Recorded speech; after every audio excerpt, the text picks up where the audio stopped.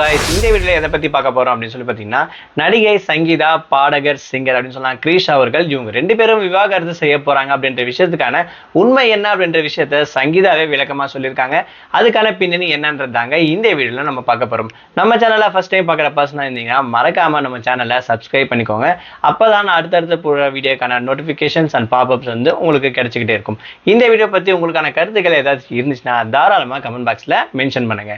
அதாவது ரீசெண்டா ரொம்பவே வைரலா போயிட்டு இருக்கக்கூடிய ஒன் ஆஃப் த விஷயத்துல வந்து பாத்தீங்கன்னா இந்த ஒரு விஷயமும் சொல்லலாம். அதாவது சங்கீதா அண்ட் கிரிஷ் இவங்க 2 பேரும் டிவைஸ் வாங்க போறாங்க அப்படின்ற விஷயத்த வந்து பாத்தீங்கன்னா பரவலா சோஷியல் மீடியால பேசப்பட்டு வந்துட்டு இருக்கு அப்படின்னு சொல்லலாம். அது மட்டும் இல்லாம சங்கீதா அவர்கள் ஸ்டார்டிங் கரியர் இவங்களுடைய சினிமா வாழ்க்கை எங்க இருந்து ஆரம்பிச்சிச்சு அப்படின்னு பாத்தீங்கன்னா மலையாள இண்டஸ்ட்ரியில இருந்து அவங்க ஃபர்ஸ்ட் கரியர் ஸ்டார்ட் பண்ணாங்க.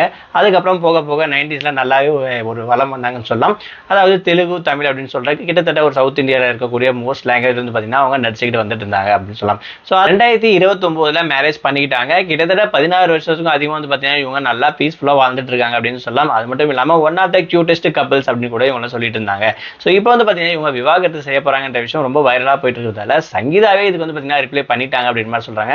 அதாவது ஃபேமஸ் பிரைவேட் சேனல், யூடியூப் சேனல்ல வந்து சொல்லியிருக்காங்க, எங்களுடைய டைவர்ஸ் அப்படின்ற விஷயம் எனக்கு இன்னைக்கு தான் தெரியும். அதாவது இந்த விஷயம் ரூமர் தான், உண்மை கிடையாது.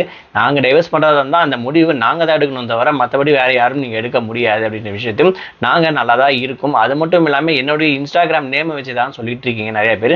அதாவது சங்கீதா ஆக்ட் அப்படின்றது வந்து நான் மாத்திருக்கேன் அப்படின்ற விஷயத்தையும் சங்கீதா கிருஷ்ணன் இருந்ததை நான் ஆக்ட்னு மாத்திருக்கேன்ற விஷயத்தால தான் இந்த விஷயம் ரூமர் ஆயிருக்கு அப்படின்னு மாதிரி சொல்லிட்டு இருக்கீங்க.